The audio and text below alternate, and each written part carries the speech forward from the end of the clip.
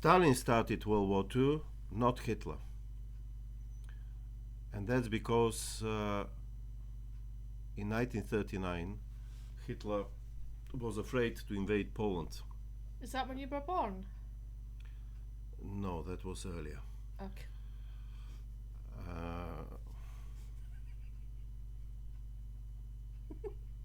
You were born 1938 then? No, Oh. this happened earlier. Oh, Then before I you were was born. You were born in Anyway. 1940. So Hitler was making these fiery speeches about Poland, but at this point, the British government had given a war guarantee to the Polish government, basically telling him, Adolf, if you invade Poland, you will have to fight us. Oh. And also the Soviet Union was next door. Mm-hmm. Soviet Union had a common border with Poland. So Hitler was afraid of a war to France, and for good reason. Because it requires 2 balls to do that. I don't care how many balls Hitler had. He did. What was his wife? Eva Braun? It doesn't matter. Oh. Because if it wasn't Hitler, it would have been somebody else. Yeah. Germany was destined to end up being with somebody like Hitler in charge. Remember, he was not the only contender. He got rid of the other contenders in the night of the long knives when he purged them. Never mind this. He stabbed them in the night? Well, it's known as the night of the long knives. What time does it go to bed at? So then you go to bed at 9 o'clock and you get up at 4 a.m. That's not and the stab subject. somebody? Oh, That's not okay. the subject of this podcast. The subject is whether Hitler or Stalin caused World War II. Right, I'm going to keep my mouth shut then. For a while, yes, please. So, the war was not happening until Stalin came to the scene and offered the Molotov-Ribbentrop Pact. Oh. And Oh, wait a minute. Do you know, last year on holiday, I had the best Molotov cocktail. And it had a straw, paper straw, obviously, and it had a little umbrella. It was lovely.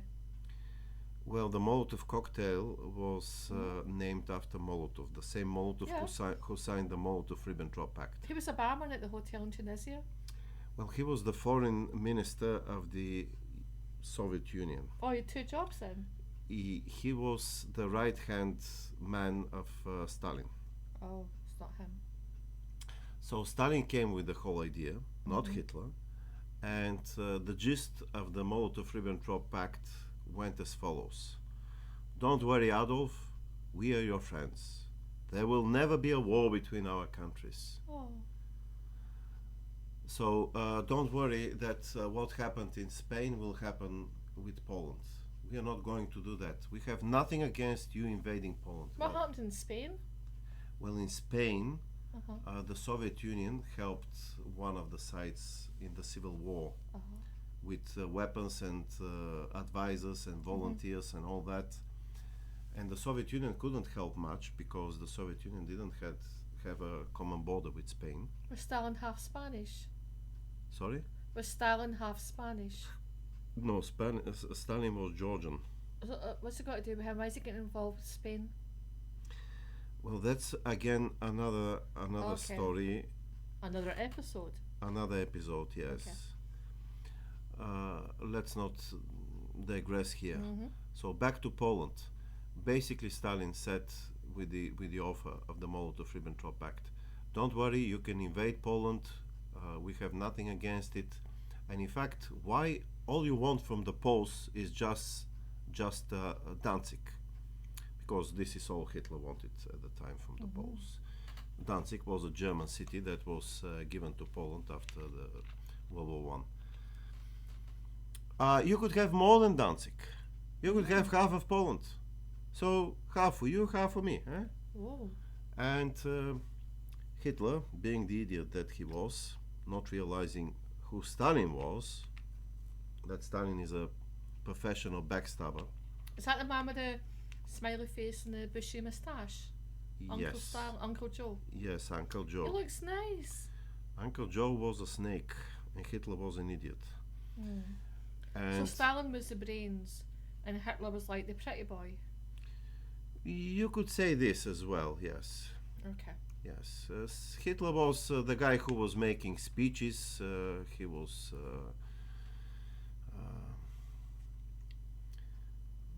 flamboyant. Stalin was very careful, very reserved. Stalin was a planner and a backstabber. He was very sly.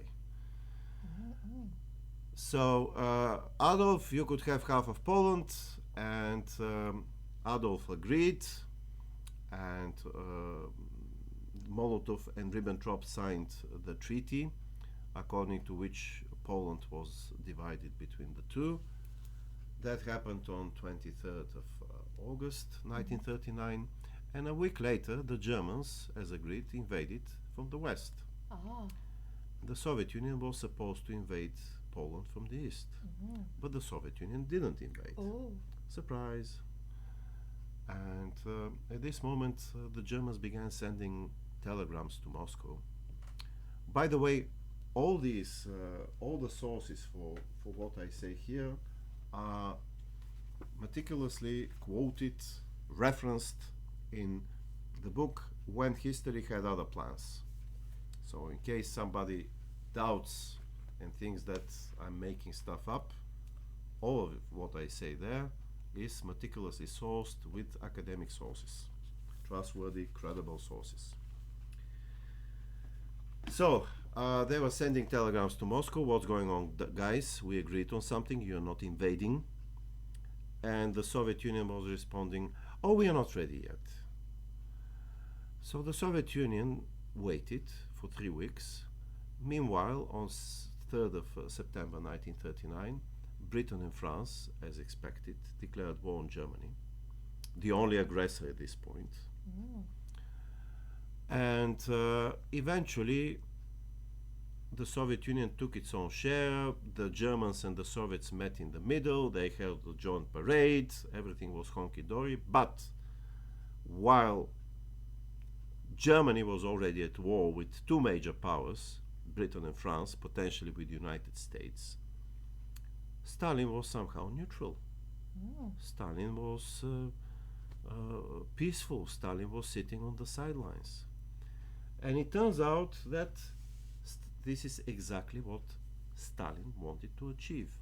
So he planned that all along, do you think? Yes, and we have sources on this as well. Okay. So Stalin was very careful not to leave paper trail. So he didn't bottle it. He didn't like when the agreed date that Soviet Union,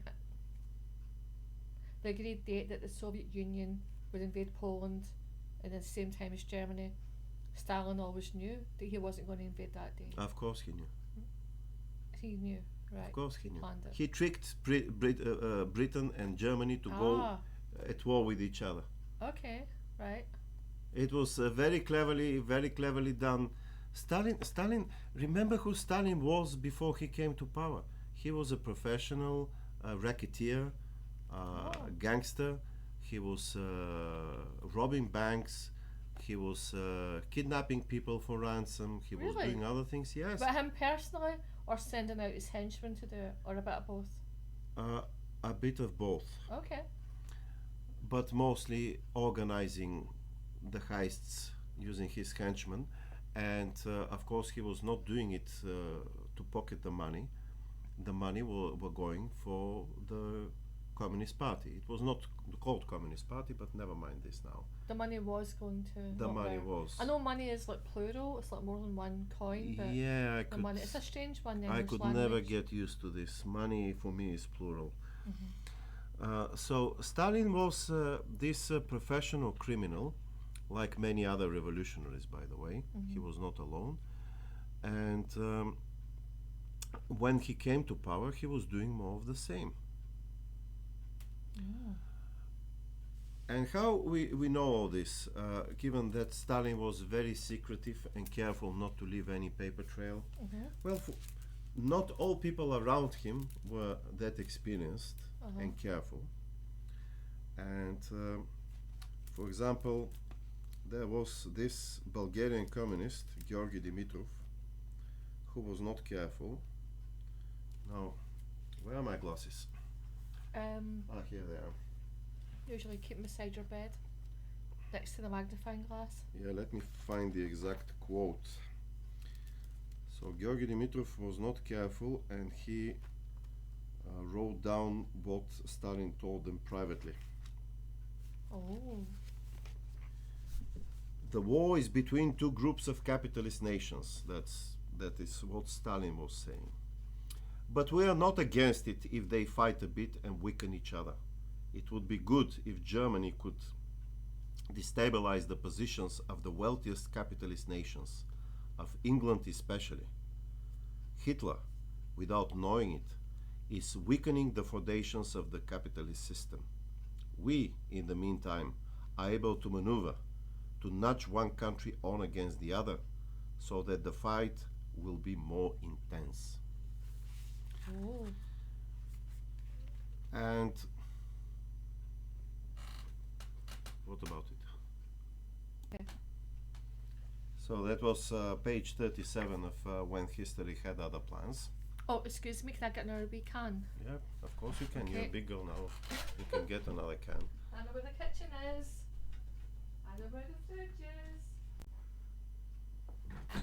I'm back. I just got one of those little cans. It's just one of those little cans. It's got like fruit juice and.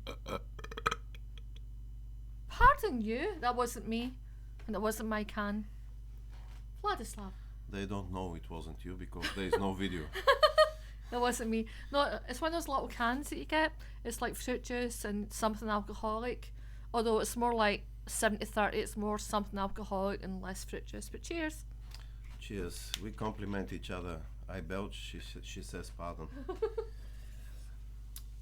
Okay, back to what happened. After the... Well, what? Is it too strong? Mm. She's gagging. It's too cold. Oh, God. Too cold, okay. It's been in the fridge for So weeks. after the Molotov-Ribbentrop Pact was signed in Moscow. By the way, for those who don't know, this is an important detail. Part of the treaty was published, part of it was not. Why? Because it was secret. So the part where the Soviet Union and Germany were friends and all that, this part was published. The part where they agreed to split Eastern Europe between themselves, this part was secret. And this matters because when the Brits and the French declared war on Germany on the 3rd of September 1939, they didn't know of the secret part. Oh. They only knew of the overt part of the treaty. Huh? So Overt? Okay, the published part, the Okay. official part. Mm-hmm. So to them, Hitler was the only aggressor at this point. Mm-hmm. Anyway, so Stalin behaved in a very untypical, strange way after Ribbentrop left Kremlin. Stalin couldn't hide his happiness. He began to jump around, to shout, "I tricked him, I tricked him, I tricked him." That was extremely untypical of Stalin because Stalin was this reserved person who never showed his emotions. Even when he was angry, he would never shout, he would never threaten anybody. Yes? Yeah, whenever I've seen footage of Stalin, which isn't that often, he's usually smiley. He doesn't show his teeth. Did they have teeth? Well, I guess so. Okay. Did they have dentists in the Soviet Union back then? Well, obviously. I don't know, it looks like he's got bad teeth. So he never really smiles, like a wide grinning smile. But yeah, he is always reserved looking. Whereas if you think of footage of Hitler, he's a bit of a maniac. He's very, animated and does all these gestures. I'm not even talking about the salute. I'm just talking about the way he moves his hands. Looks like a crazy person. And Stalin looks like the exact opposite. And to me, that makes Stalin more trustworthy. Actually, it was the other way around. While the systems they presided over were very similar, if I have to compare them, they were different persons, totally different. Hitler was a dog that barks but does not bite. Stalin was a dog that never barks but does bite. So when he was angry at somebody, he would never show it. Simply the person will disappear sometimes days later. So Stalin was a very calculating, meticulous planner. That was Stalin. You mean to disappear forever? Well, sometimes forever, yes. Oh. If the person is shot, sometimes they were doing these things without documenting anything. Sometimes they would send the person, get the person arrested, sent to a concentration camp somewhere. Sometimes these would be freed. This is, for example, what happened to Rokossovsky. Never mind this. This is not the point here. The point is Stalin. There is no other occasion where the contemporaries, those who were the associates of Stalin, remember such a behavior exhibited by Stalin. That is the only case I can think of where they have remembered this in their memoirs after the treaty was signed. And what was the reaction of Hitler after he found himself at war with so many countries? Excuse me, it's too cold. He shared with his associates that if it was not for the Molotov-Ribbentrop Pact, he would have never invaded Poland. Bottom line, Stalin was the instigator. Stalin made World War II happen. Now, undoubtedly, National Socialist Germany also shares a big portion of the blame. But the truth is, neither Germany nor Britain or France or any other powers realized where things were going. There was only one major power which leadership knew where things were going and wanted this to happen. Sorry, which leadership? You mean whose leadership? Whose leadership? And that was the Soviet Union. Of all the players, only the Soviet Union wanted a world war. Nobody else. A World War II. Yeah, we're talking about World War II. But later on, you think Stalin wanted a World War III? Yes, Stalin. There are studies that demonstrate that Stalin was preparing for World War III in the late 1940s and the early 1950s eventually. Yes. Yeah, but never mind your damn studies. Public opinion. Pardon you? That's him, not me. It's okay, don't be uneasy. I'm used Okay, to I can't it. prove it. That wasn't very a ladylike one. That was a masculine one. Hold on.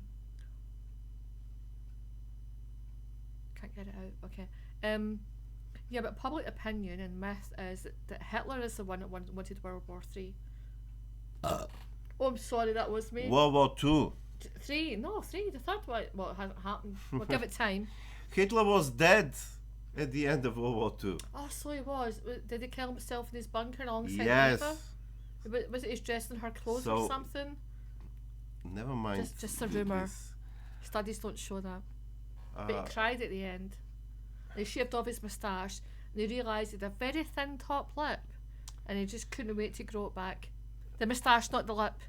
Okay, I haven't seen any sources on any of this about Hitler, No sources. and I don't care about Hitler so much. That's not the important thing. The important thing is who actually made World War II happen. There was only one major power that wanted it, and by the way, that was not even hidden. If you go through the overt publications in Pravda Daily, in the other Soviet newspapers, if you read the speeches that were made by the leadership of the Soviet Union, their theoretical works ever since Lenin, Trotsky and the rest, they were all repeating the same thing, that the whole world must become socialist, that this can only happen through a revolution, and that a revolution can only happen after a world war. They were not hiding any of this. And much of their preparations were actually open because they couldn't be hidden, even if they wanted to. For example, when they were preparing the airborne troops in massive numbers, there was this a movie that was shown all over the world with Soviet paratroopers that supposedly take Kiev.